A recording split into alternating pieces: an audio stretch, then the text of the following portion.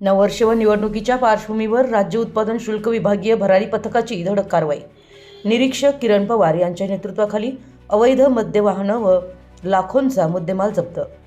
राज्य उत्पादन शुल्क कोल्हापूर विभागीय भरारी पथकाचे निरीक्षक किरण पवार यांच्याकडून नववर्षारंभ व निवडणुकीच्या पार्श्वभूमीवर डिसेंबर महिन्यातील कारवाईची माहिती सांगण्यात आली असून राज्य उत्पादन शुल्क उपायुक्त विजय चिंचाळकर यांच्या मार्गदर्शनाखाली निरीक्षक किरण पवार यांच्या पथकानं अवैध मद्य वाहनांसह लाखोंचा मुद्देमाल जप्त केला आहे। राज्य उत्पादन शुल्क कोल्हापूर विभागीय भरारी पथकाचे निरीक्षक किरण पवार यांच्या नेतृत्वाखाली दुय्यम निरीक्षक राजेश पाटील, दुय्यम निरीक्षक शांताराम डोईफोडे, कॉन्स्टेबल मारुती पवार, सहाय्यक दुय्यम निरीक्षक सुरेश भंडारे, सुहास शिरतोडे, राजेंद्र कोळी, विशाल आळतेकर, योगेश शेलार, राहुल कुटे आदी कर्मचाऱ्यांनी सातत्यपूर्ण पाळत ठेवून महिन्याभरात अनेक मद्य वाहनांसह लाखोंचा मुद्देमाल जप्त केला आहे।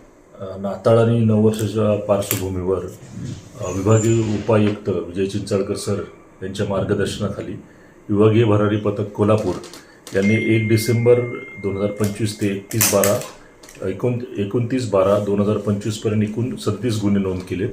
त्याच्यामध्ये वारस 28 आहेत, बेवारस 9 गुन्हे आहेत आणि टोटल मुद्देमाल 37,01,695। त्यामध्ये गोवा बनावटीचं जे मद्य आहे त्याच्या एकूण आम्ही 4 केसेस केलेले आहेत। त्याच्यामध्ये गोवा बनावटीचं 874.8 बल्क लिटर मद्य जप्त केलेलं आहे। 4 वाहनं आम्ही जप्त केली आहेत, 4 चाकी।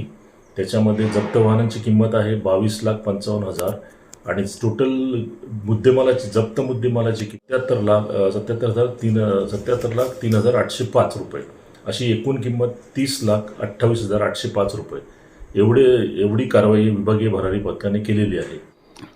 तसेच 31 तारखेपर्यंत आमच्या विभागातील जे आहेत जिल्हे सातारा, सांगली, कोल्हापूर, सिंधुदुर्ग, रत्नागिरी या जिल्ह्यामध्ये अशीच कारवाई सुरू राहील।